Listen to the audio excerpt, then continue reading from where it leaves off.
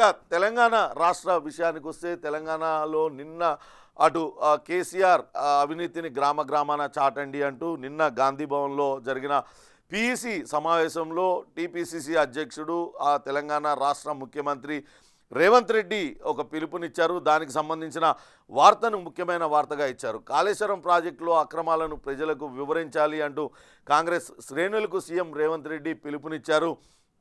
అటు కాళేశ్వరం తన మానస పుత్రిక అంటూ చెప్పుకుంటూ వచ్చారు. కానీ కాళేశ్వరం ప్రాజెక్టులో పెద్ద ఎత్తున అవినీతికి పాల్పడ్డారు. ఇప్పటికే కాళేశ్వరం ప్రాజెక్టు ఎందుకు పనికి రాకుండా పోయింది, అక్కడ పిల్లర్లన్నీ కూడా కుంగిపోతూ ఉన్నాయి.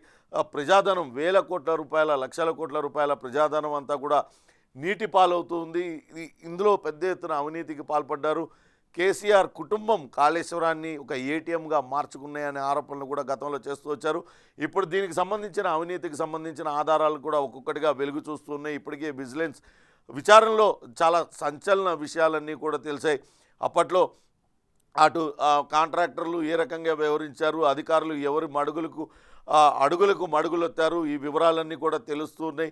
ఎంత మేర ప్రజాధనం దుర్వినియోగమైంది, ఎప్పటికప్పుడు అంచనాలను పెంచి ఏ రకంగా దోపిడీకి పాల్పడ్డారు, పనులు పూర్తవకుండానే పూర్తయిపోయినట్టుగా సర్టిఫికెట్ ఇవ్వడం, తిరిగి మరొక కొన్ని పనులు పెండింగ్ ఉన్నాయంటూ మళ్ళా ఇంకో వాళ్ళకి నోటీస్ ఇవ్వడం, వీటిలన్నింటినీ కూడా ఇప్పటికే అటు విజిలెన్స్ విచారణలో ఒక్కొక్కటిగా వెలుగు చూస్తున్న అక్రమాలు. ఈ అక్రమాలకు సంబంధించి గ్రామ స్థాయిలో కూడా ప్రజలందరికీ తెలిసేలా విస్తృతంగా ప్రచారం చేయాలంటూ అటు రేవంత్ రెడ్డి అటు కార్యకర్తలకు దిశానిర్దేశం చేశారు. రాబోయే ఎన్నికల్లో 17 పార్లమెంట్ నియోజకవర్గాలలో 16 గెలిచి తీరాలి.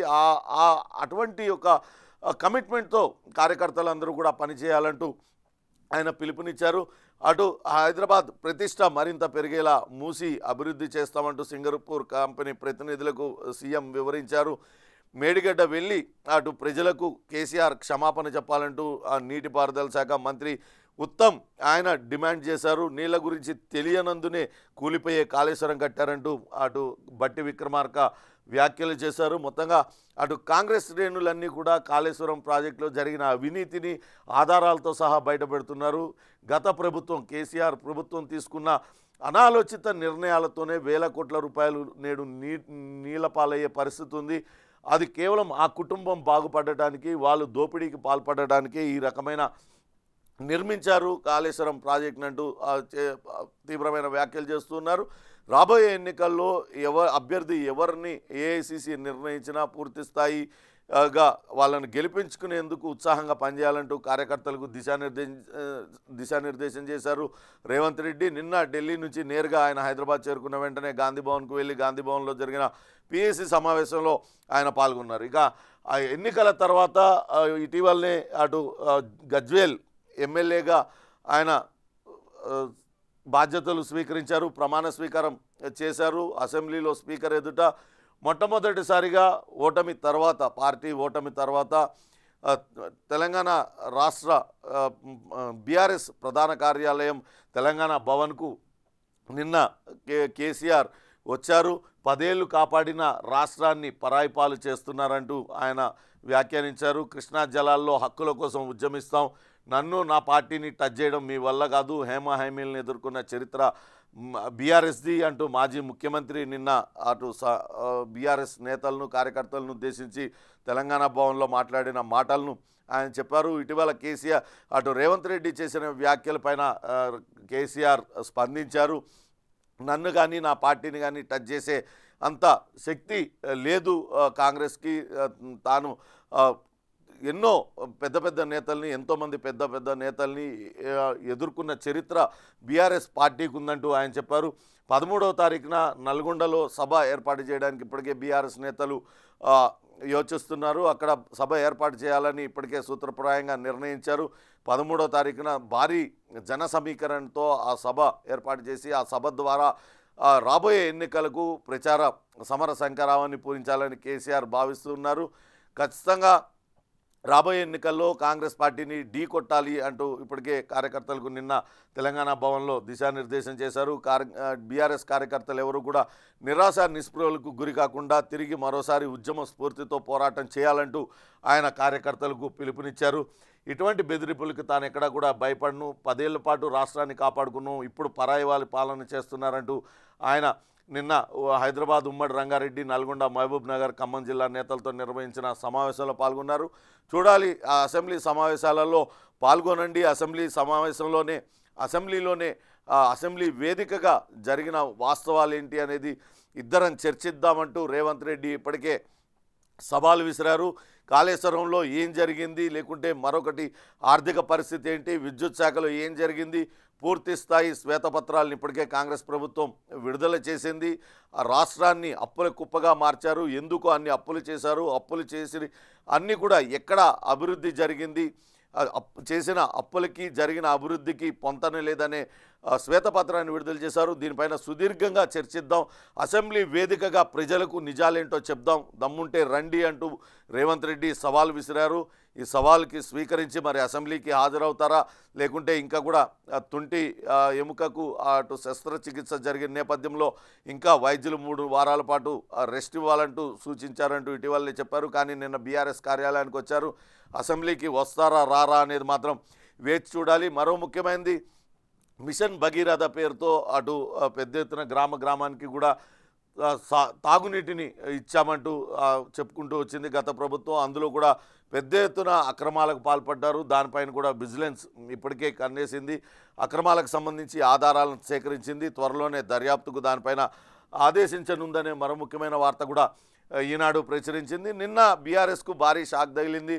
బీఆర్ఎస్ ఎంపీ ఆయన వెంకటేష్ నేత ఆయన నిన్న ఢిల్లీలో మల్లికార్జున ఖర్గే సమక్షంలో అటు ముఖ్యమంత్రి రేవంత్ రెడ్డి, ఉప ముఖ్యమంత్రి భట్టి, ఇతర కాంగ్రెస్ నేతల సమక్షంలో ఆయన కాంగ్రెస్ పార్టీలో చేరారు. ఆయనతో పాటు మహబూబ్ నగర్కి చెందిన మన్నే జీవన్ రెడ్డి కూడా ఆయన పార్టీలో చేరారు. నిజంగానే పార్లమెంట్ ఎన్నికల ముందు బీఆర్ఎస్కు ఇది నిజంగానే ఒక షాక్గా మనం చెప్పాల్సి ఉంటుంది. ఇటు కాళేశ్వరం ఏదైతే కాళేశ్వరంలో అవినీతికి పాల్పడ్డారు, అక్రమాలకు పాల్పడ్డారు, కాళేశ్వరాన్ని కూలిపోయేలా నిర్మించారు. కాళేశ్వరం పైన భయంతోనే కృష్ణాపై దుష్ప్రచారం చేస్తున్నారు.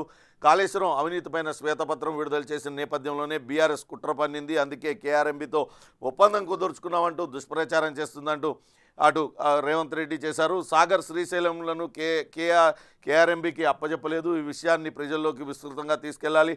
లోక్సభ ఎన్నికలను ఏమాత్రం తేలిగ్గా తీసుకోవద్దు, అజాగ్రత్తగా ఉంటే మూల్యం చెల్లించుకుంటాం. అభ్యర్థులకు గెలుపు సామాజిక న్యాయం ప్రాతిపదిక. ప్రదేశ్ ఎన్నికల కమిటీ సమావేశంలో సీఎం రేవంత్ రెడ్డి పార్టీలో చేరికలపై దృష్టి పెట్టాలంటూ అటు తెలంగాణ రాష్ట్ర కాంగ్రెస్ వ్యవహారాల ఇన్ఛార్జ్ దీపాదాస్ మున్షి కూడా పిలుపునిచ్చారు.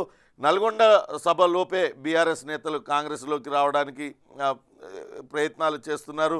లోక్సభ ఎన్నికల తర్వాత ఆ పార్టీ 4 ముక్కలుగా పోతుంది.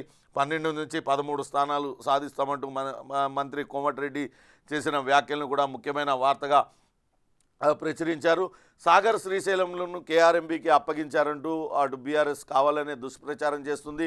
కాళేశ్వరం నుంచి దృష్టి మళ్లించి ప్రజల్లో తిరిగి మరోసారి జల వివాదాలను సృష్టించి వాళ్ళలో సెంటిమెంట్ రగిల్చి అటు బీఆర్ఎస్ లబ్ధి పొందాలని చూస్తుంది. కాబట్టి ప్రజలు అప్రమత్తంగా ఉండండి. కాళేశ్వరంలో అవినీతి జరిగింది, కేఆర్ఎంబీలో ఎటువంటి ఒప్పందాలు జరగలేదు. ఖచ్చితంగా తెలంగాణ రాష్ట్రానికి న్యాయబద్ధంగా రావాల్సిన వాటాల కోసం తెలంగాణ ప్రభుత్వం పోరాడుతుందంటూ నిన్న రేవంత్ రెడ్డి చేసిన వ్యాఖ్యలను ముఖ్యమైన వార్తగా ఇచ్చారు. టచ్ చేయలేవు, నన్ను నా పార్టీని టచ్ చేయడం నీ వల్ల కాదు, నీకంటే హేమహామీలను ఎదుర్కొన్న చరిత్ర మాది, ఉడత బెదిరింపులకు భయపడం, ముందు చూద్దాం. కాంగ్రెస్ నేతలకు తెలివి లేదు, ప్రాజెక్టులపై అవగాహన లేదు, అందుకే కేంద్రం గేమ్ స్టార్ట్ చేసింది, కేఆర్ఎంబీ పరిధిలోకి తీసుకుంది. తెలంగాణ ప్రయోజనాల కోసం కేసీఆర్ ఎన్నడూ వెనక్కిపోడు. కృష్ణా జలాల్లో వాటాపై పోరాటమే. 13న నల్గొండలో భారీ సభ పెడదామంటూ నిన్న కేసీఆర్ తెలంగాణ భవన్లో పార్టీ నేతలతో సమీక్ష నిర్వహించారు. ఎక్కడ కూడా రేవంత్ రెడ్డి పేరు ఎత్తకుండానే కొత్త సీఎం అంటూ ఆయన మాట్లాడారు తప్పించి ఎక్కడ కూడా రేవంత్ రెడ్డి అనే పేరు కూడా ఆయన నోటి నుంచి రాలేదు. అటు తనను ఎవరు ఏమీ చేయలేరు, నన్ను నా పార్టీని ఎవరు కూడా టచ్ చేయలేరనే వ్యాఖ్యలు ఆయన చేశారు. ఇక మిషన్ భగీరథలో కూడా అవినీతి భారీ స్థాయిలో జరిగింది. ప్రతి మండలంలో ఒక గ్రామంలో పరిశీలనకు నిర్దేశించారు. పథకంలో 7,000 కోట్ల అవినీతి జరిగిందంటూ సర్కార్కు విజిలెన్స్ ఇప్పటికే అంతర్గత నివేదిక ఇచ్చింది. ప్రతి స్కీము కూడా ఒక స్కామ్గా బీఆర్ఎస్ ప్రభుత్వం మార్చుకుంది.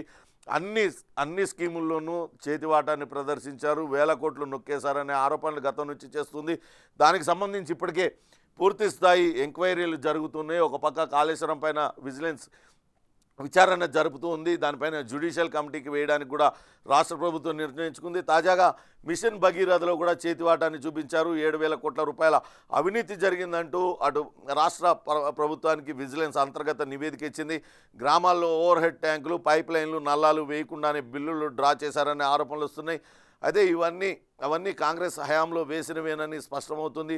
కొనుగోలు జరపకుండానే నిధులు మింగేశారని విమర్శ. కేసీఆర్ ప్రతిష్టాత్మక పథకాలపై రేవంత్ రెడ్డి విచారణ జరుపుతున్నారంటూ ఇవన్నీ కూడా కాంగ్రెస్ హయాంలో కట్టిన ఓవర్ హెడ్ ట్యాంకులు, వాటికి కూడా ఇప్పుడు మళ్ళా బీఆర్ఎస్ ప్రభుత్వం మిషన్ భగీరథ పేరుతో వాళ్ళని తిరిగి మరోసారి బిల్లులు పెట్టుకొని వాటినన్నింటినీ నొక్కేసింది అనేది ఆ వార్తను ముఖ్యమైన వార్తగా ఇచ్చారు. మరో ముఖ్యమైన వార్త అటు ఎన్సీపీ అజిత్ పవార్దే అంటూ ఇచ్చారు. ఇటీవల అటు శరద్ పవార్ పార్టీ నిట్ట నిలువున చీలిపోయింది. తమ్ముడు అజిత్ పవార్ ఆయన శరద్ పవార్తో విభేదించి పోయి శివసేన కూటమితో చేరారు. దాంతో వాళ్ళని సస్పెండ్ చేస్తున్నట్లుగా ప్రకటించారు. కానీ అసలైన ఎన్సీపీ తనదేనంటూ అటు ఆ కోర్టుకు వెళ్ళారు. నిన్న ఎలక్షన్ కమిషన్ నిన్న ప్రకటించింది ఎన్సీపీ అజిత్ పవార్దేనంటూ ఎలక్షన్ కమిషన్ ప్రకటించడంతో అజిత్ పవార్ మద్దతుదారులందరూ కూడా అటు ఆనందం వ్యక్తం చేస్తున్నారు. ఎన్నికల గుర్తు కూడా అటు అజిత్ పవార్కే దక్కుతుందంటూ శరద్ పవార్కు పార్టీ దక్కలేదు. అయితే ఈరోజు మధ్యాహ్నం లోపల కొత్త పార్టీ పేరు చెప్పాలంటూ సూచించారు. మొత్తం మీద అటు అజిత్ పవార్ ఇద్దరు కూడా పార్టీ అన్నదమ్ములు ఇద్దరు కూడా కలిసి పార్టీ నడిపించేవారు. కానీ నిట్ట నిలువున పార్టీ చీలిపోయింది. ఇప్పుడు పార్టీ గుర్తు కూడా అజిత్ పవార్కే దక్కింది. చూడాలి శరద్ పవార్ ఎటువంటి ప్రకటన చేస్తారు, ఆయన కుమార్తె సుప్రియా సూలే ఏం ప్రకటన చేస్తారు అనేది కూడా వేచి చూడాలి. తిరిగి కొత్త పార్టీని స్థాపిస్తారా, ఒకవేళ స్థాపిస్తే ఆ పార్టీ పేరేముంటుంది అనేది శరద్ పవార్ వర్గీయుల్లో కొంత చర్చ జరుగుతున్న పరిస్థితి అయితే ఉంది. మరో ముఖ్యమైన వార్త, గ్రూప్ 1లో మరో 60 పోస్టులు ఏర్పాటు చేశారు. ఆర్థిక శాఖ ఇప్పటికే ఉత్తర్వులు జారీ చేసింది. 563కు కొలువుల సంఖ్య పెరిగింది. నోటిఫికేషన్ జారీకి టీఎస్పీఎస్సీకి సూచించారు. సుప్రీంలో కేసు ఉంది. గత ప్రిలిమ్స్పై సందిగ్ధత అంటూ మరో వార్తను కూడా ఇచ్చారు. గ్రూప్ 1లో మరో 60 పోస్టులు పెట్టారు. ఇప్పటికే గ్రూప్ 1 పరీక్షల నిర్వహణకి, నిరుద్యోగులకి ఉద్యోగాల భర్తీకి అటు టీఎస్పీఎస్సీ తీవ్రస్థాయిలో కసరత్తు చేస్తుంది. ఇటీవలనే దానికి చైర్మన్ను, సభ్యులను కూడా నియమించిన నేపథ్యంలో వీలైనంత త్వరగా అటు పరీక్షలు నిర్వహించి ఉద్యోగాల భర్తీకి పావులు కదుపుతుంది. దానిలో భాగంగానే గ్రూప్ 1లో మరో 60 పోస్టులను చేర్చిందనే వార్తను ముఖ్యమైన వార్తగా ఆంధ్రజ్యోతి ఇచ్చింది. ఇక సాక్షి విషయానికి వస్తే ముఖ్యమైన వార్తగా అటు బీజేపీకి సంబంధించిన వార్త ఉంది. ఈ నెల 18వ తారీఖున అభ్యర్థుల్ని ప్రకటించబోతుంది. ఈ నెల 20 నుంచి ఎంపీ స్థానాల పరిధిలో రథయాత్రలకు బీజేపీ సిద్ధమవుతుందనే వార్తను ఇచ్చింది. ఇప్పటికే మొన్న మనం చూసాం అసెంబ్లీ ఎన్నికల సమయంలో అందరికంటే ముందుగా బీఆర్ఎస్ అభ్యర్థుల్ని ప్రకటించింది. కానీ ఈసారి మాత్రం కాంగ్రెస్ అభ్యర్థుల్ని ప్రకటించిన తర్వాతే ప్రకటిస్తామంటూ ఇప్పటికే కవిత ఇటీవలనే వ్యాఖ్యలు చేశారు. బీజేపీ మొన్న అభ్యర్థుల ప్రకటనలో కూడా తడబడింది. అసెంబ్లీకి అభ్యర్థుల్ని ప్రకటించడంలో కూడా కొంత జాప్యం జరిగింది. ఇప్పుడు మాత్రం వీలైనంత త్వరగా ఆ అభ్యర్థుల్ని ప్రకటించాలని భావిస్తుంది. రాష్ట్రంలో మిగతా రాజకీయ పార్టీల కంటే ముందే అభ్యర్థుల్ని ప్రకటించడం ద్వారా లోక్సభ ఎన్నికల్లో బరిలో దిగాలని బీజేపీ నాయకత్వం యోచిస్తుంది. లోక్సభ ఎన్నికల కసరత్తు పూర్తి చేసి ఈ నెల 18న అభ్యర్థులను ప్రకటించే అవకాశం ఉన్నట్టుగా తెలుస్తుంది. 16, 17, 18వ తేదీల్లో ఢిల్లీలో బీజేపీ జాతీయ కౌన్సిల్ సమావేశాలప్పుడే పార్లమెంటరీ బోర్డు భేటీ కానుందని ఆ పార్టీ వర్గాల సమాచారం అందుతున్నాయి. వీళ్ళంతా త్వరగా వాళ్ళను అభ్యర్థులను ప్రకటించిన తర్వాత షెడ్యూల్ విడుదల కన్నా ముందే ఆ నియోజకవర్గాలలో విస్తృతంగా రథయాత్రలు నిర్వహించడానికి బీజేపీ నేతలు ప్రయత్నాలు చేస్తూ ఉన్నారు. ఎంపీ సీట్లను 5 క్లస్టర్లుగా విభజించి 3-4 ఏసీ సీట్ల ఒక క్లస్టర్ చొప్పున అట్లా బీజేపీ నాయకత్వం విభజించింది. ఆ స్థానాల్లో వేరు నుంచి బీజేపీ నాయకులందరినీ రంగంలో దించి విస్తృతంగా ప్రచారం నిర్వహించడం ద్వారా రాబోయే ఎన్నికల్లో తమ సత్తా చాటాలని బీజేపీ భావిస్తుందనే వార్తను ముఖ్యమైన వార్తగా ఇచ్చారు. మరో ముఖ్యమైన వార్త, స్వగృహకు స్వస్తి పలకనున్నారు. అసంపూర్తిగా ఇల్లు భూములను అమ్మాలని నిర్ణయించుకున్నది. ఉన్నట్టుగా బేరం పెట్టేందుకు ధరల ఖరారుకు కమిటీ వేశారు. 3,500 కోట్ల వరకు సమకూరే అవకాశం ఉంది. గంపగుత్తగా అమ్మేయాలని యోచిస్తుందంటూ చెప్పారు. రాజీవ్ స్వగృహకు స్వస్తి చెప్పే యోచనలో ప్రభుత్వం ఉంది. కార్పొరేషన్ ఆధ్వర్యంలో వివిధ దశల్లో ఉన్న గృహ నిర్మాణ ప్రాజెక్టులు, భూములను అమ్మేయాలని ప్రభుత్వం నిర్ణయించింది. వీటిని అమ్మితే 3,500 కోట్ల రూపాయలు వచ్చే అవకాశం ఉంది. అవన్నీ కూడా కొన్ని ఖాళీ భూములు వివాదంలో ఉన్నాయి, మిగతావి అమ్మకానికి సిద్ధంగా ఉన్నాయి. బండ్లగూడ పోచారం ప్రాజెక్టులు సహా ఉన్న ప్రాజెక్టును ఎట్లా ఉంటే అట్లా ఇతరులకు అమ్మేసి తద్వారా అటు 3,500ను సమకూర్చుకోవడానికి ప్రభుత్వం ఆలోచిస్తుందనే వార్తను సాక్షి పత్రిక ముఖ్యమైన వార్తగా ప్రచురించింది. ఇక వెలుగు విషయానికి వస్తే ఏపీ నీళ్ల దోపిడీ పైన గతంలో కేసీఆర్ ప్రభుత్వం కామ్గా ఉంది, ఇప్పుడు మాత్రం గాయగాయ చేస్తుందంటూ వార్తనిచ్చారు. ఏపీ నీళ్ల దోపిడీపై నాడు గప్చుప్ నేడు గాయగాయ అంటూ వార్తనిచ్చారు. పవర్లో ఉన్నప్పుడు ఏపీ అక్రమాలకు కేసీఆర్ వంత పాడారు, దక్షిణ తెలంగాణను ముంచే సంగమేశ్వరానికి సపోర్ట్ చేశారు, మెగా కంపెనీకి టెండర్ దక్కేలా తోడ్పాటు, కేంద్రం పిలిచిన అపెక్స్ కౌన్సిల్కు భేటీకి డుమ్మా కొట్టారు, జగన్ను ప్రగతి భవన్కు పిలిపించుకొని మరీ వరాలు ఇచ్చారు. నీళ్ల దోపిడీని ఆధారాలతో సహా బయటపెట్టిన వెలుగు పత్రిక, పోరాటాలు చేసిన దక్షిణ తెలంగాణ రైతులు అయినా నాడు పట్టించుకొని కేసీఆర్ సర్కార్, పైగా బేసిన్లు లేవు భేషజాలు లేవు అంటూ గతంలో కామెంట్ చేశారు. జగన్కు నేనే చెప్పాను, 2019 సెప్టెంబర్ 19న అసెంబ్లీలో కేసీఆర్ మాట్లాడిన మాటలను కూడా ముఖ్యమైన వార్తగా ఇచ్చారు. చంద్రబాబుకు అమరావతిలో వాళ్ళ ఇంట్లో చెప్పిన నీళ్లు సముద్రంలోకి వేస్ట్గా పోతున్నాయి, దిక్కుమాలిన పంచాయతీలు బంద్ చేయి, ఆ నీళ్లను వాడుకుందాం, సమైక్య రాష్ట్రంలో ఉన్నప్పుడు అట్లనే చేసిండ్రు, రాష్ట్ర విభజనకు దోహదమైనరు, ఇవాళ కూడా మీ వైఖరి మారతలేదు అని చెప్తే ఆయన వినలే. జగన్ సీఎం అయ్యాక స్నేహపూరిత వాతావరణం ఏర్పడింది, బేసిన్లు లేవు భేషజాలు లేవు అని నేను జగన్కు చెప్పాను, పాత పంచాయతీలు బంద్ చేసి ఉభయ రాష్ట్రాల ప్రజలకు ప్రయోజనం కలిగేలా ప్రాజెక్టులు చేసుకుందామన్న జగన్లో నిజాయితీ ఉంది, మన సహకారం అడిగిండు, డెఫినెట్గా చేస్తానని అన్నారు. కేఆర్ఎంబీ పైన అసత్య ప్రచారాలు చేస్తూ ఉన్నారు, కానీ వాస్తవానికి అప్పుడన్నీ కూడా వంతపాడింది అప్పుడు ప్రభుత్వంలో ఉన్న సీఎం కేసీఆర్ అంటూ ఆధారాలతో సహా బయటపెట్టింది. అప్పట్లో జగన్కు ప్రగతి భవన్కు పిలిపించి మరీ స్వీట్ తినిపిస్తున్న మాజీ ముఖ్యమంత్రి కేసీఆర్ ఫోటోను కూడా వేసింది. అప్పుడు కామ్గా ఉండి అప్పుడు వాళ్ళు జలదోపిడీకి పాల్పడుతున్న ఎటువంటి మాట మాట్లాడని కేసీఆర్ ఇప్పుడు కావాలనే ఈ రకమైన విమర్శలు చేస్తున్నారనే వార్తను ముఖ్యమైన వార్తగా ఇచ్చారు. కొత్త స్కెచ్తో పోతిరెడ్డి పాడుకు తోడు సంగమేశ్వరం, కొత్త స్కెచ్తో ఏపీ సర్కార్ నీళ్ల దోపిడీ అంటూ గతంలో వార్తా కథనాలను ఇచ్చింది. సారు సంగమేశ్వరం కడుతున్నారంటూ అప్పుడు చెప్పింది, గండి డబల్ అయితే గండమే అంటూ అప్పట్లో వార్తలు ఇచ్చింది. కానీ ఇన్ని ఆధారాలతో సహా ఇచ్చినా ఈనాడు కూడా కేసీఆర్ మాట్లాడలేదు. కానీ ఇప్పుడు కావాలనే ఈ రకమైన వ్యాఖ్యలు చేస్తున్నారనే వార్తను ముఖ్యమైన వార్తగా ఇచ్చింది. నిజంగా కూడా కేఆర్ఎంబీ ఈ కృష్ణా జలాల వివాదంని కావాలనే బీఆర్ఎస్ ప్రభుత్వం బీఆర్ఎస్ నేతలు పెద్దగా చేస్తున్నారు, కాంగ్రెస్ పార్టీని బద్నాం చేయడానికి ప్రయత్నిస్తున్నారంటూ కాంగ్రెస్ నేతలందరూ కూడా చెప్తూ వస్తున్నారు. కేసీఆర్ తీసుకున్న నిర్ణయాల వల్లనే ఇప్పుడు ఈ దుస్థితి పట్టింది. కేసీఆర్ గతంలో జరిగిన భేటీలకు ఎక్కడా కూడా హాజరు కాలేదు, ఆయన డుమ్మా కొట్టారు. కానీ ఇప్పుడు దానికి భిన్నంగా ఆయన మాట్లాడుతున్నారు. ఆయన గత ప్రభుత్వం తీసుకున్న నిర్ణయాల వల్లనే ఇంకా కూడా అవన్నీ కూడా పరిష్కారం కాని సమస్యలుగా మిగిలిపోయాయి. ఇప్పుడు తాము సమస్యలు పరిష్కరించడానికి ప్రయత్నిస్తుంటే లేనిపోని ఆరోపణలు చేస్తున్నారంటూ కాంగ్రెస్ పార్టీ నేతలందరూ కూడా చెప్తున్న పరిస్థితి. ఇక మిషన్ భగీరథ పైన విజిలెన్స్ అటు కన్నువేసింది. సెకండరీ ఇంట్రా పైప్లైన్ నెట్వర్క్ భారీ అక్రమాలు జరిగాయి, 7,000 కోట్లు పక్కదారి పట్టినట్టు అనుమానం, గ్రామాల వారీగా అక్రమాలు నిగ్గుదేల్చాలని సీఎం ఆదేశాలు జారీ చేశారు. ఫీల్డ్లోకి విజిలెన్స్ డిపార్ట్మెంట్ దిగింది అంటూ చెప్పారు. 7,000 కోట్ల వరకు కాంట్రాక్టర్లు అటు బీఆర్ఎస్ లీడర్లు మొత్తం మింగేశారు. భగీరథ సెకండరీ ఇంట్రా పైప్లైన్ నెట్వర్క్తో సహా ఇతర పనుల్లో అసలు ఏం జరిగిందనేది నిగ్గుదేల్చాలంటూ సీఎం కేసీఆర్ ఆదేశించారు. గత కాంగ్రెస్ ప్రభుత్వ హయాంలోనే కట్టిన ఓవర్ హెడ్ ట్యాంకులు కావచ్చు, లేకుంటే గ్రామాలలో వేసిన పైప్లైన్లు వాటినన్నింటినీ అలానే యథాతథంగా ఉంచారు. కానీ మిషన్ భగీరథలో వాటినన్నింటినీ కట్టినట్లుగా తిరిగి బిల్లులు తీసుకున్నారనే ఆరోపణలు వినపడుతున్నాయి. అటు మిషన్ భగీరథ కూడా తన మానసపుత్రిక, తన ఆలోచన, తన బ్రెయిన్లోంచి పుట్టిన ఆలోచన అంటూ చెప్తూ వచ్చారు.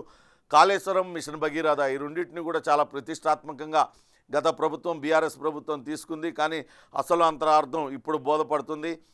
ఆ 2 పథకాలను కూడా ఏటీఎంలుగా మార్చుకున్నాయి, యథేచ్ఛగా దోపిడీకి పాల్పడిందనే వార్తలు వినపడుతున్నాయి. దానికి సంబంధించిన ఆధారాలను కూడా విజిలెన్స్ అధికారులు బయటపెడుతూ ఉన్నారు. చూడాలి దీనిలో ఎంత మేర అక్రమాలు పాల్పడతాయి, ఎన్ని అక్రమాలు వెలుగు చూస్తాయి, ఎన్ని వేల కోట్లు ఆ బీఆర్ఎస్ నేతల జేబుల్లోకి వెళ్ళిందనేది విజిలెన్స్ విచారణలో వెల్లడే అవకాశం ఉంది. ఇక దిశ పత్రిక విషయానికి వస్తే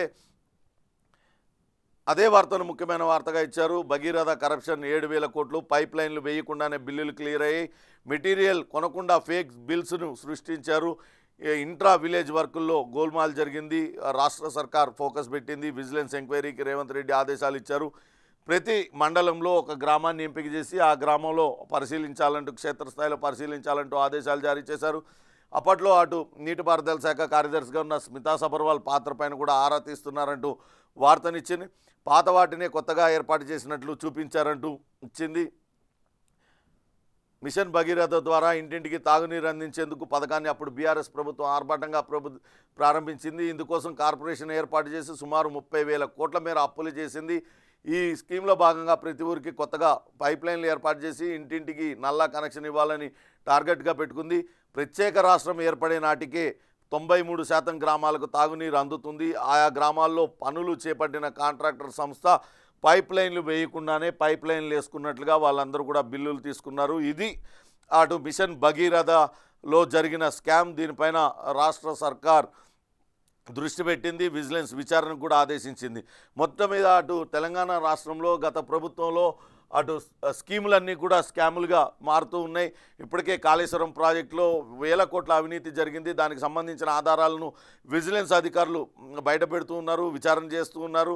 అందులో ఎవరెవరు పాత్ర ఉంది, అధికారుల పాత్ర ఏంటి, అటు కాంట్రాక్ట్ సంస్థల పాత్ర ఏంటి, నేతల పాత్ర ఏంటి, వాటిలన్నింటినీ కూడా వివరాలు వెలికి తీస్తూ ఉన్నారు.